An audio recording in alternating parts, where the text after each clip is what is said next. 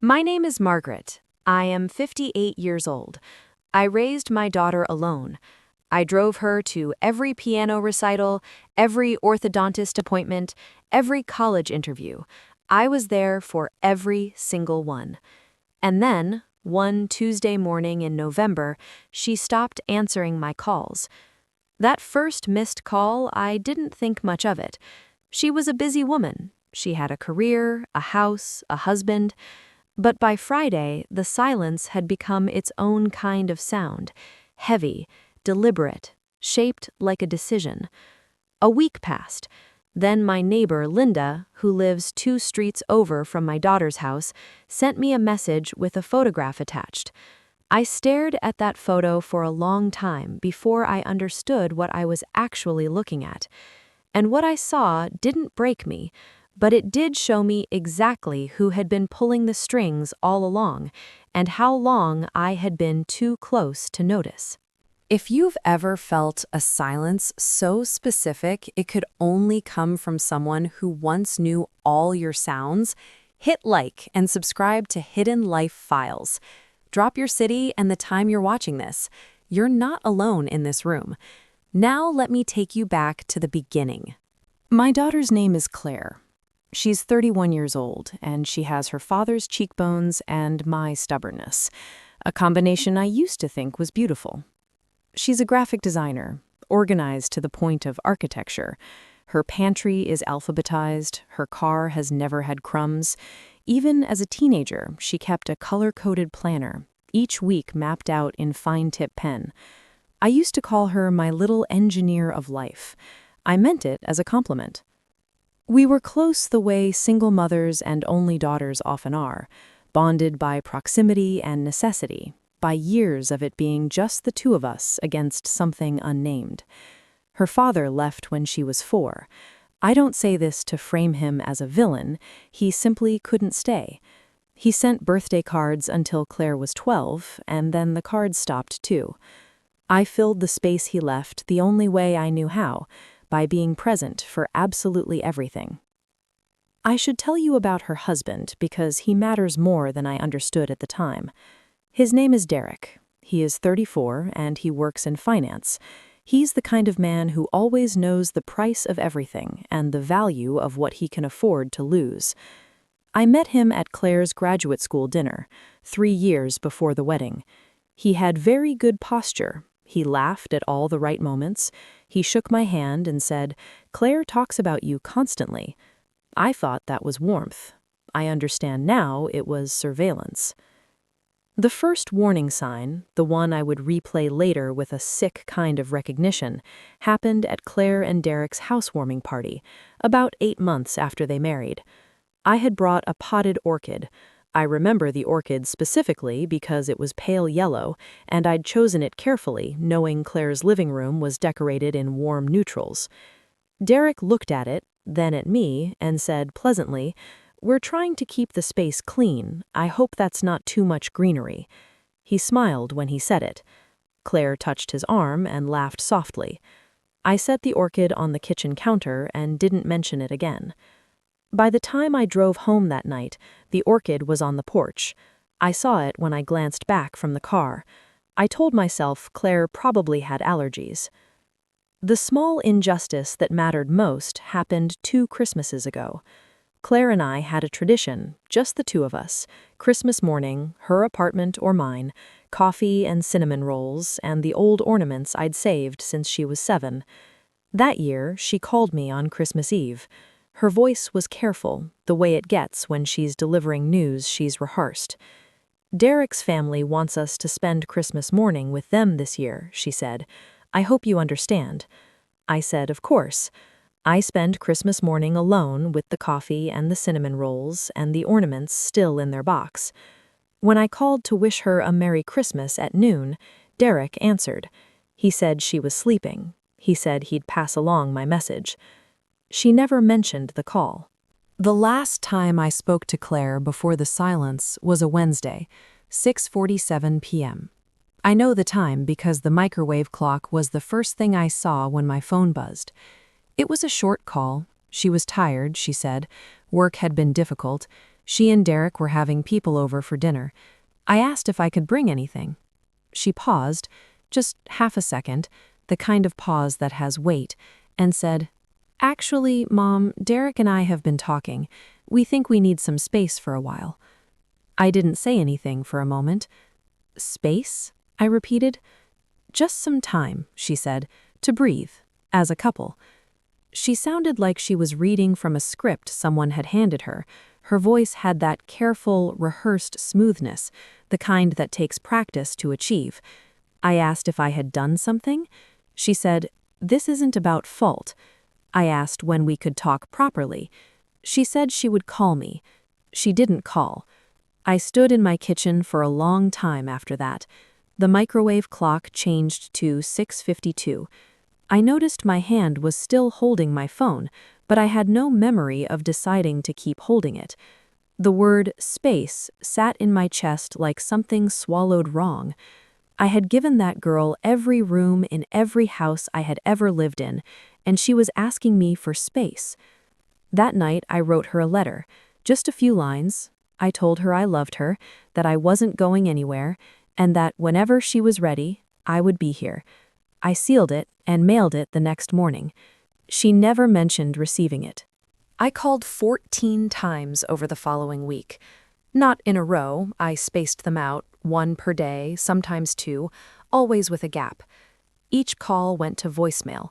I sent 6 text messages, 3 short, 3 longer, all of them careful and measured, none of them accusatory. I sent 2 emails. I mailed a second letter. I reached out to Claire's friend Priya, someone I'd known since Claire was in college, and asked gently if she'd heard from her. Priya said she had, that Claire seemed fine, that she was just navigating some things. I thanked her and hung up before the silence could embarrass either of us. The lowest night was the 8th day. I was sitting in Claire's childhood bedroom. I'd kept it intact, which I understand now was its own quiet hope. The desk lamp she'd used to study for her SATs was still there, the corkboard with the photos and ticket stubs from high school. I sat on the edge of her bed, and I didn't cry. I didn't do anything, actually. I just sat there with my hands in my lap, trying to understand what I had become in the story my daughter was living, whether I was the obstacle or just the inconvenience. The turning point arrived unexpectedly, the way they always do.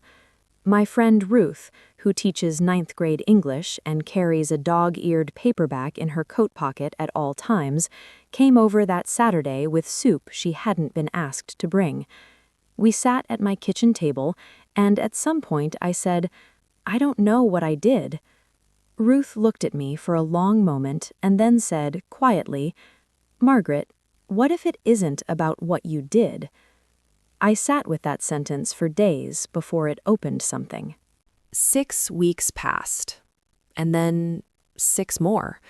I stopped calling, not out of pride, but out of clarity. I understood, slowly, that reaching towards someone who has been positioned not to reach back is its own kind of wound I was inflicting on myself. I went back to work with focus I hadn't had in years. I volunteer at a literacy program on Thursday evenings. I repainted the kitchen a deep sage green, a color I'd wanted for a decade and always deferred. Ruth came every Saturday for a while. My neighbor Linda, who I'd waved to for years without ever properly knowing, started joining us sometimes. She was quiet, observational, the kind of person who notices things. She mentioned once that she drove past Claire's street on her morning walks. I didn't ask her to keep me informed. She didn't offer. We just both knew the geography. By the end of the 3rd month, I had something I hadn't expected, a life that was mine again. Not rebuilt from grief, exactly, just reclaimed. I was not healed, but I was upright. There is a difference. Then Linda sent me the photograph. Here's where I need you to stop and think. What do you believe was in that photograph? Option A, something that showed Claire was in danger. Option B, something that showed I had been completely cut out on purpose. Drop your answer in the comments, because the reality was neither, and both. It was a Sunday afternoon in late January. The photograph Linda sent was taken from across the street, a little blurry, slightly overexposed in the winter light. It showed the front porch of Claire's house, and on that porch stood Claire and Derek's mother, Patricia, and next to Patricia stood my sister Diane, with whom I have had no close relationship for 15 years, who lives 4 hours from Claire, who had never, not once, been to Claire's house in the years since the wedding. They were laughing, all 4 of them. They were laughing the way people laugh when they have been doing something together for a while. I looked at that photograph for a very long time. Then I called Claire. She answered on the second ring, which told me everything about how confident she had become in the silence. "Mom," her voice was carefully neutral. "I'd like to come over," I said. "Today. I'll be brief." A pause, then Derek's voice in the background, and Claire's reply, muffled, deliberate. Then, "Okay, 3 o'clock." I drove to her house in a clean gray blouse and my good coat. The sky was that specific winter white that flattens everything. I rang the doorbell, and Derek opened it, smiling with practiced ease, and behind him was Claire. And seated in the living room were Patricia and Diane, cups of tea in hand, both looking at me with expressions that had clearly been arranged in advance. I sat down without being asked to sit. "I want to show you something," I said, and I placed 3 documents on the coffee table. The first was a printout of several text exchanges between my sister and Derek's mother, which Priya had forwarded to me the previous evening with a 2-word message: "I'm sorry." The second was a handwritten note from Claire's early 20s that she had once written to me during a hard year about what my presence had meant to her. The third was the photograph Linda had sent. The room was very quiet. Patricia set down her cup. Diane looked at the wall. Derek began to speak, something about boundaries, about what was healthy. I looked at him until he stopped, not with anger, with the specific, settled calm of a person who has nothing left to prove and everything already documented. "Claire," I said, "not them, you." Claire looked at the texts for a long time. I watched her read them. I watched her understand, line by line, what had been built around her while she had believed she was making her own decisions. I watched her face do something private and painful. "She's been coordinating with Derek's mother since before Christmas. Your aunt has visited this house 4 times this year. I didn't know she had your address. You didn't tell me." "I didn't know she was—" Claire started. "I know. That's why I'm here." I did not raise my voice once. I did not cry. I picked up the documents, placed them in my bag, and said the only thing left to say. "When you're ready to have a real conversation, I will be ready. But I won't compete for my own daughter's time against people who never showed up for either of us. That's my only condition."